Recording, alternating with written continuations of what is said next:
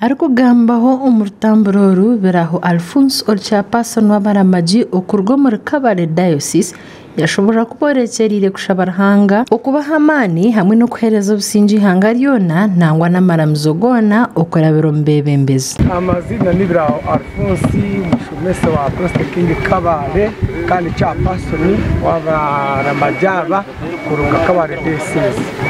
Ikigendererwa cyetu no kuramaga turi kwishengereza kandi turi gushaba mukama mu batongere b'amani turi gushaba mukama ngo ihanga ryetu rigiremo businge abibembezi b'amaramizo getu gona bibembere amaramizo getu kurungi. Sylvia Twire nawe yatangaza ko behire kuramaga ahabo kuba mu nsomu buri kimwe cyona nikikorwa hanga kandi ataruwe tini kikorwa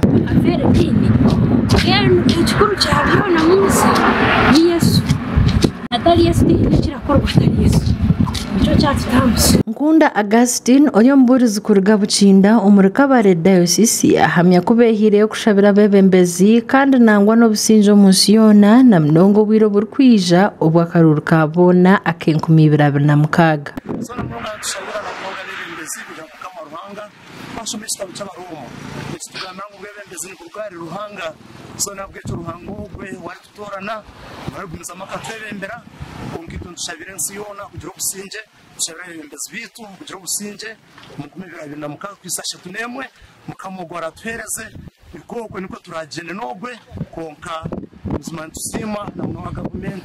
Kagenda Chiza George omugurusi myaka 58 okuruga Buhara omuri Kabale yashobora shonga habwencyari ya rugendoru orwa munana aha myaka yakubire na humuraho ahabo bugurusi bwe Ruhanga ahabwe byankurire kwanza kandi katakimusha ariko ndi shangwa asangere biya ndi muto akomeze munabi ubundi azike cyane misha ati nje no mu mwaka kwa munana kandi mwaka yo kuri mwaka 5 ehe na mwe nishanze na munana yayongera nawe yagira nkurugira habutamanko bibiro mu karuru ka movement akahwire behire yo kushabira businje obunda karije kakaba kihorere ati bitugena kushabira burizo abantu bari kushabira businje mu Rwanda kandi turi kushabira na mununga aketabura akari kushamu mu cyakashabira bimwe na bimwe mu mahanga byinshi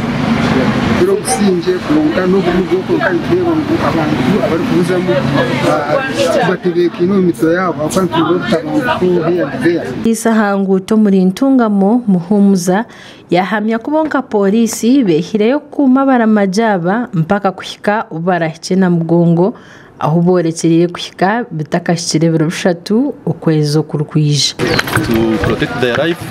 You see these accidents which are along the road, along this road, so we are giving them protection up to where they are going. So these ones we pick them from where? Rubari. Rubari is the one who has given them to us. Then we shall take them up to Wampara.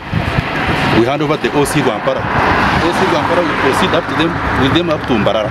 Obwahati abantu bari kurenga 250 bararo muri ntungamo kandi bona tino watungirekezo bicona bino bushagicu bwa polisi ukora magoku kurwetoro rihanga ryone rya Uganda kandi bo bari kwetebekansiza ekiro cy'abajurize birushatu okwa mukaga aharana mugongo abaramajaba basimbura nyuma abazo muri Kabale rushoroza kandi izo bantu bakora ari tojo nyinshi kari bagomze mu rugendo rwabo mpaka na mugongo. Amakuru agagasha kwa Samuel Ahumuza abwata yali West omuri ntungamo.